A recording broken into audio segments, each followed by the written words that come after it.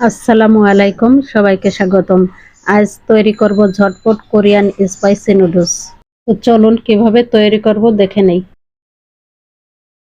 প্রথমে নুডলসের সসটা রেডি করে নেব। তার জন্য একটা বাটিতে নিয়ে নেব 3 টেবিল চামচ পরিমাণ টমেটো সস, নিয়ে নেব 3 টেবিল চামচ পরিমাণ সয়া সস, এরপর নিয়ে নেব 1 চা চামচ লাল মরিচের গুঁড়ো। এখন সব সসগুলো একসাথে ভালো করে মিশিয়ে সাইডে রেখে মূল রান্নায় চলে যাব।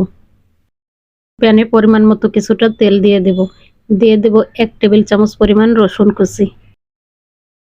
এখন তৈরি করে রাখা সম্পূর্ণ সসটা প্যানে দিয়ে দেব। 1 থেকে 2 মিনিট সময় নিয়ে সসটাকে রান্না করে নেব।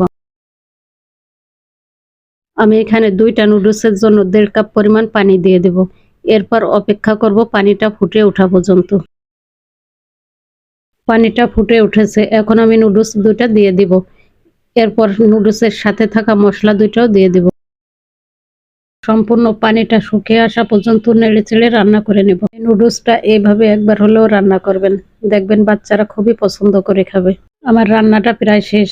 আমি এই পর্যায়ে এসে কিছু সাদা তিল উপরে ছড়িয়ে দিচ্ছি, এটা পুরোপুরি অপশনাল।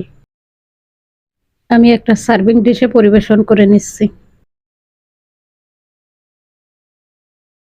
এভাবে সস দিয়ে রান্না করার কারণে দেখুন কতটা জুসি লাগছে দেখতে। এই নুডলসটা খেতেও খুবই সুস্বাদু হয়। তো এরকম সহজ রেসিপি পেতে আমার চ্যানেলটি সাবস্ক্রাইব করার অনুরোধ রইল। ভালো থাকবেন সবাই, আল্লাহ হাফেজ।